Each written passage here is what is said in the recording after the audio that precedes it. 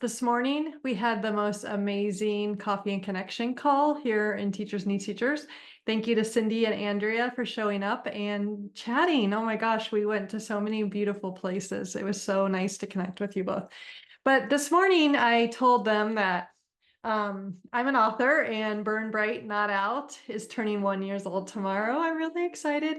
If you haven't seen it yet, it's 35 lessons that cultivate teacher well-being. And I published it, self-published a year ago tomorrow. So the ebook's going to be free for 5 days if you want to grab it.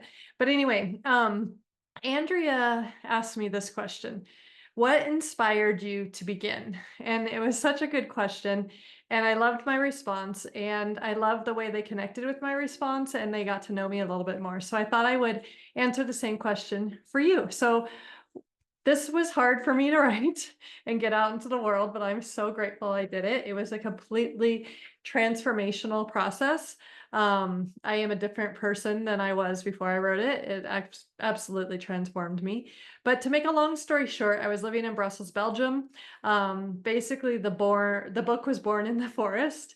Every single day, this guy, Denver, and my husband, Brian, and I would walk in the forest and dream up our future, dream up being well teachers, basically. In the end, we would never have said it that way before, but it was such a healthy time for our relationship and for our future and for our bodies to connect with the earth. The forest we lived in, oh, I'm so grateful. It just changed me as well.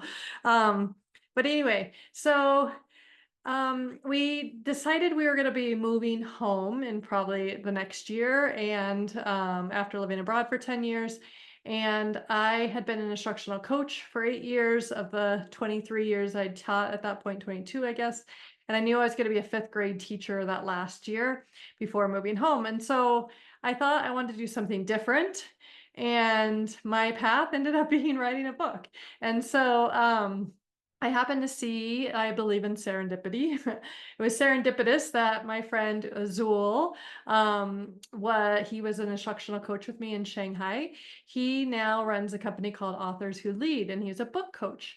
And so I got on a conversation with him. He's amazing. I love all the design thinking and creativity and openness and transformation focus. And so I signed up. And so I was going to write a book. And I don't know how I was going to do it, but I have to tell you another time about the 30-day challenge, but that's how I actually wrote 35,000 words. But anyway, I am so glad I went through that transformation, and I came out on the other side of being like, okay, I'm going to do this. I'm not going to get a job in a school, but I'm going to continue to impact educators and students around the world. And that's what I'm doing. And I'm so glad that you're a part of this movement, because that's what we're doing together. We're growing connections and teaching and learning from each other. And really, today's call was all about inspiration. We were just so inspired by each other, and it was just a wonderful call. We said we should have recorded it, but we just wanted to have a casual conversation. So there's another call in 2 weeks, Coffee and Connection, and I would be happy to host them at different times.